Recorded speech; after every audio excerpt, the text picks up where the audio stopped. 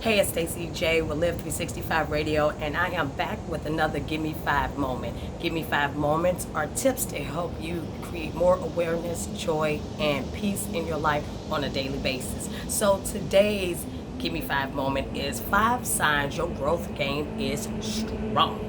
Okay, so number 1, you've learned to say no without explaining yourself. Now, this is a big one because a lot of times when it's people close to us and they ask us for a favor or money or whatever the case may be, and we say no, we are met with, well, why am I saying no?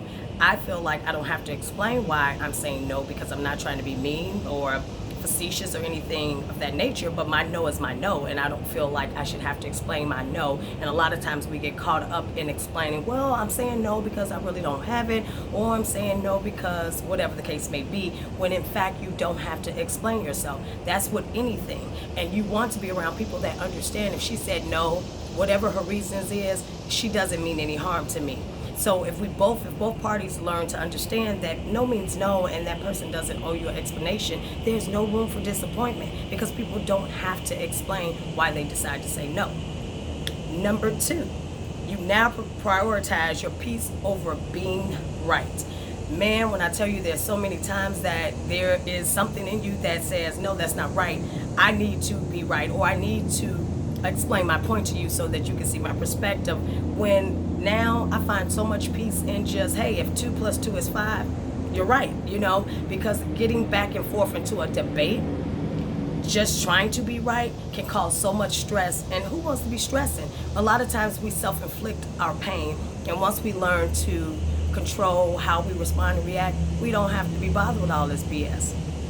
Number 3, you walk away from situations that just aren't meant for you. Like, we stay in situations, jobs, relationships, whatever it is, longer than we're supposed to. And a lot of times for women it's love, and I thought he'd change, and people have trauma, and I understand, I'm an empath, all that stuff. But if it does not serve you, is it not building you, and you're not building that person either, then I don't think that it's a great relationship. Not does that only mean that, that the person is a bad person or something's wrong with them. It's just energy, intuition, all that is real. And when your energy tells you that the space that you two are in does not match, then just listen to your intuition. Number 4, your wins no longer need an audience. Your approval is good enough. I know a lot of times we want to share our victories, and there's nothing wrong with that, but don't share your victories for your audience to come back and tell you, great job, congratulations, you did it, oh my God, and celebrate you, because it might not happen. So you have to be willing to accept that I did this. This was on my bucket list. This was on my goals list, and I'm perfectly fine with knowing that I've done and completed a task that was something that was meaningful to me. So let's stop, looking for an audience. And I'm not saying everybody is. I'm just saying when you share it, don't unconsciously or consciously look for the approval of others, because sometimes you'll be waiting for forever and you don't want your self-esteem to suffer from any of that.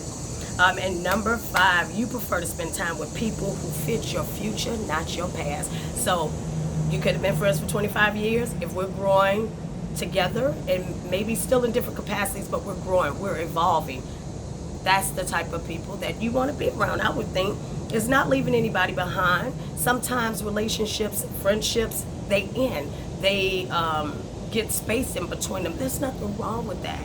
And if you're looking to have a certain type of future and be peaceful or make more money or invest, then you should be around those type of people that are doing those things, because you'll learn how to do it more successfully. We got to stop feeling bad about relationships that die out, or just the connection isn't there anymore. It doesn't mean you don't have to speak to them. It doesn't mean you have to frequent them. That's your choice.